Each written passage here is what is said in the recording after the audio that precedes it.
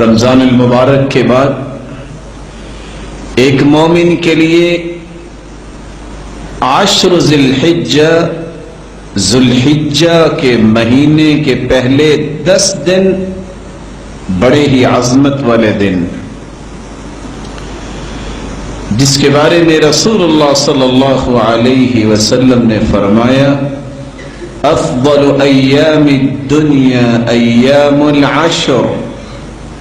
لوگوں، سال کے جتنے بھی ایام ہیں، سب سے فضیلت والے ایام، سب سے فضیلت والے دن ذی الحجہ کے پہلے 10 دن ہیں۔ اس لیے فرمایا ما من ایام العمل الصالح فیہن احب الى اللہ من هذه الایام العشرہ قالوا ولا الجہاد فی سبیل اللہ۔ ان 10 دنوں میں جو نیکیاں کرتا ہے، عمل صالح کرتا ہے، اچھے کام کرتا ہے، جو اجر و ثواب اس کو نصیب ہوتا ہے، اور یہ اعمال اتنے اللہ کو محبوب ہوتے ہیں کہ سال کے بقیہ ایام میں اتنے اعمال محبوب نہیں ہوتے ہیں۔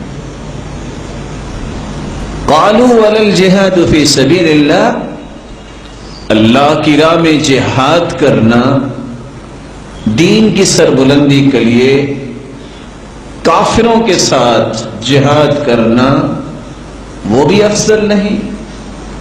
قال ولا الجہاد فی سبیل اللہ، نہیں، ان 10 دنوں میں کی گئی نیکیوں کے برابر جہاد جیسا عظیم کام بھی نہیں ہو سکتا۔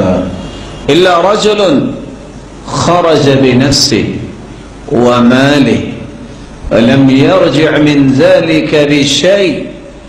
ایک شکل ہے کہ انسان اللہ کے دین کی سربلندی کے لیے کفر کے سامنے کھڑا ہوتا ہے، جان کا نذرانہ بھی پیش کر دے اور اپنی جمع پونجی بھی لوٹا دے اللہ کے دین کے لیے، تو وہ اس سے فضیلت لے سکتا ہے۔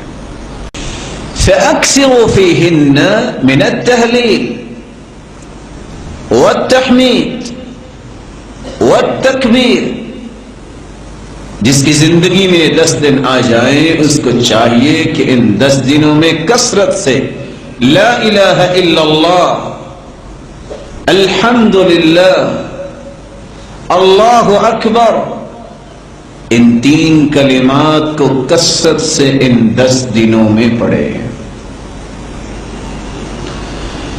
صحیح بخاری کی شرح لکھنے والے امام ابن حجر اسقلانی رحمۃ اللہ علیہ فرماتے ہیں والذی یظہر ان السبب في امتیاز 10 ذی الحجہ لمكان اجتماع الأمهات العبادة فيه وهي الصلاة والصيام والصدقة والحج ولا يتأتى ذلك في غيره۔ حدیث سے سمجھ آتی ہے کہ ان 10 دنوں کو اللہ تعالیٰ نے فضیلت کیوں دی۔ ان 10 دنوں میں تمام بڑی عبادتوں کو اللہ نے جمع کر دیا ہے جو سال کے کسی اور دن میں جمع نہیں ہوتی۔ نماز سارا سال مومن پڑھتا ہے، صدقہ بھی دے سکتا ہے، روزے بھی رمضان میں رکھتا ہے، لیکن حج صرف انہی ایام میں ہوتا ہے۔ اس لیے تمام بڑی بڑی عبادتوں کو اللہ نے چونکہ ان ایام میں جمع کر دیا ہے، اس لیے ان ایام کی سارے سال کے دنوں پر فضیلت حاصل ہے۔ امام ابن تیمیہ رحمۃ اللہ علیہ سے پوچھا گیا رمضان کی آخری 10 راتوں کی تو بہت فضیلت ہے، لیلۃ القدر بھی اس میں آتی ہے، پھر وہ افضل ہے کہ یہ افضل ہے؟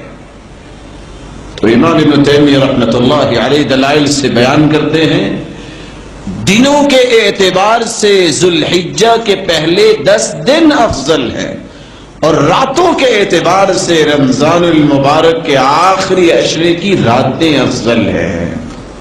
ام سلمہ رضی اللہ تعالی عنہا روایت کرتی ہیں، رسول اللہ صلی اللہ علیہ وسلم نے فرمایا، اذا رأيتم هلال ذي الحجة وأراد أحدكم أن يضحي فليمسك عن شعره وعن أظفاره، تم میں سے جب کوئی ذی الحجہ کا چاند دیکھ لے، اگر وہ قربانی کرنا چاہتا ہے تو اس کو چاہیے کہ ان 10 دنوں میں بال بھی نہ کٹوائے اور ناخن بھی نہ کٹوائے۔ اگر انسان رسول اللہ صلی اللہ علیہ وسلم کے اس طریقے کو زندہ کرنا چاہتا ہے تو پہلے 9 دن کا روزہ رکھے۔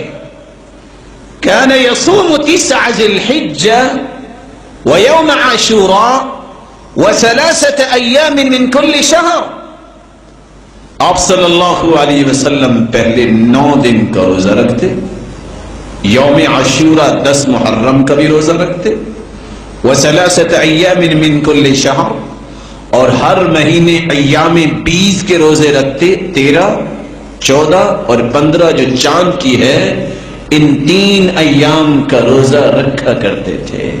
اور آپ کا معمول مبارک تو یہ بھی تھا، وَكَانَ يَصُومُ يَوْمَ الْاثْنَيْنِ وَالْخَمِيسِ، آپ پیر کے دن کا اور جمعرات کے دن کا بھی روزہ رکھا کرتے تھے۔ رسول اللہ صلی اللہ علیہ وسلم سے سوال کیا گیا، سئل عن صوم یوم عرفہ، عرفے کے دن کے روزے کے بارے میں سوال کیا گیا، آپ نے فرمایا یکفر السنة الماضیہ والباقیہ، جو عرفے کے دن کا روزہ رکھتا ہے اللہ رب العزت اس کے 2 سال کے گناہوں کو معاف فرما دیتے ہیں۔